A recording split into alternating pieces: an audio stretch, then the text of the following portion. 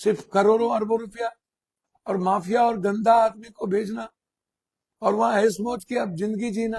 5 साल तो सारी फैसिलिटीज देते ही हो, बंद करो पेंशन को। क्यों इतना फैसिलिटीज तुम आप दे रहे हो?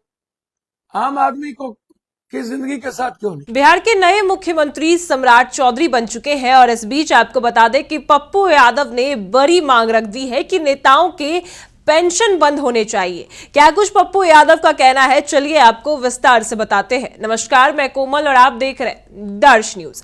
देखिए, बिहार के नए मुख्यमंत्री सम्राट चौधरी बने हैं और भाजपा का पहला मुख्यमंत्री बिहार को मिल चुका है।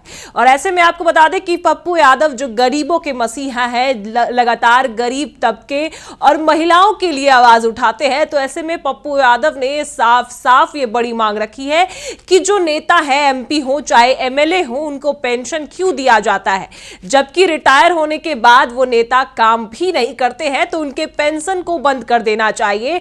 जबकि बिहार के जो मजदूर हैं, जो काम करते हैं, खटते हैं, अपने परिवार को पालने के लिए दिन रात मेहनत करते हैं, उनके पैसे में कटौती की जाती है, उनको पैसा नहीं दिया जाता, बल्कि नेताओं को पेंशन दिया जाता है, जबकि वो काम भी नहीं करते। और वही आपको बता दें कि पप्पू यादव ने यह भी बताया है कि किस तरीके से लड़कियों के साथ मारपीट की जाती है, पुलिस वाले महिलाओं पे लाठी डंडा चलाते हैं, लेकिन सरकार सिर्फ चुपचाप देखती रहती है।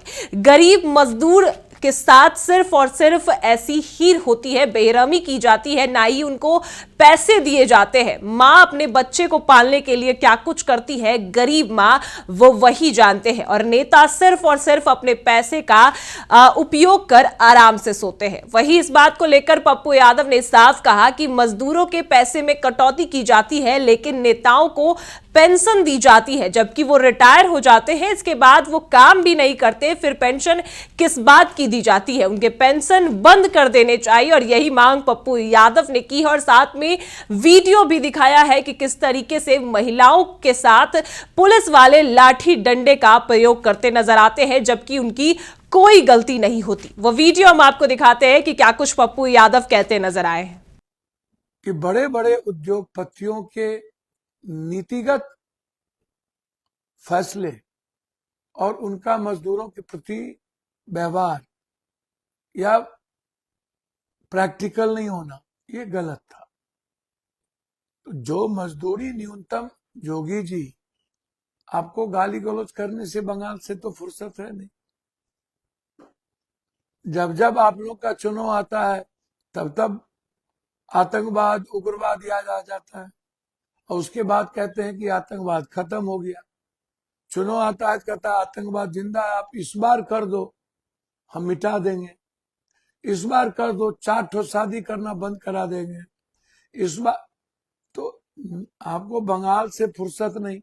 यहाँ आपने जिस तरीके से आपने उद्योगपति के कहने पर न्यूनतम मजदूरी के साथ आपने सारे अलाउंस को बंद कर दिया।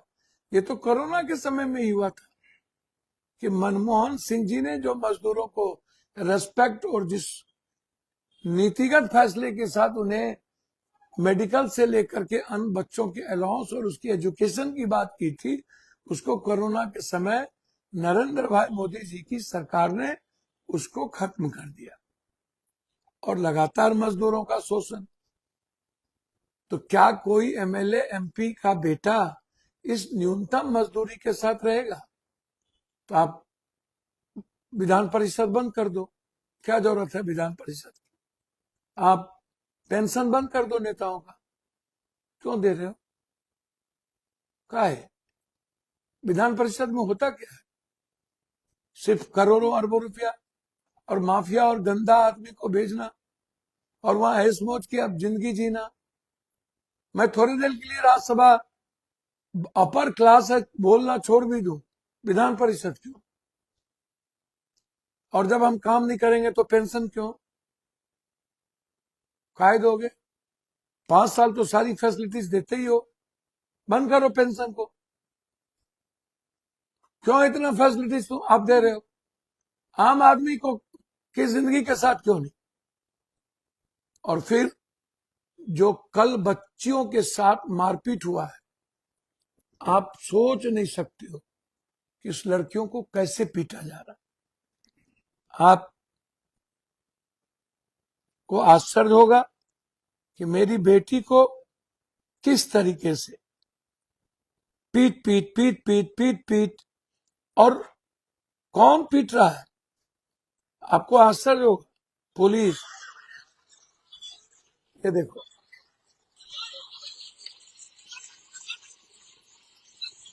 दोनों जगह लड़कियों को आप देखो कि कैसे पीटते हैं। ये बच्ची हमारी है और कितने बेरहमी से पीट रहा है पुलिस वाला। इस बच्ची ने क्या गुनाह किया भाई, आप जरा मुझे बताओ।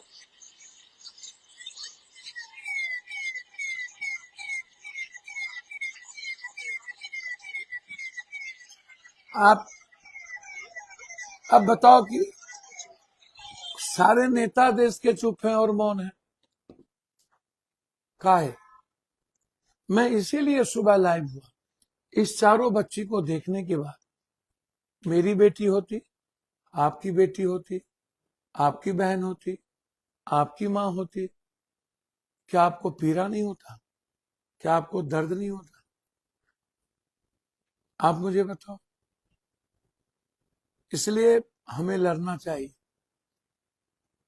मैं लड़ूंगा।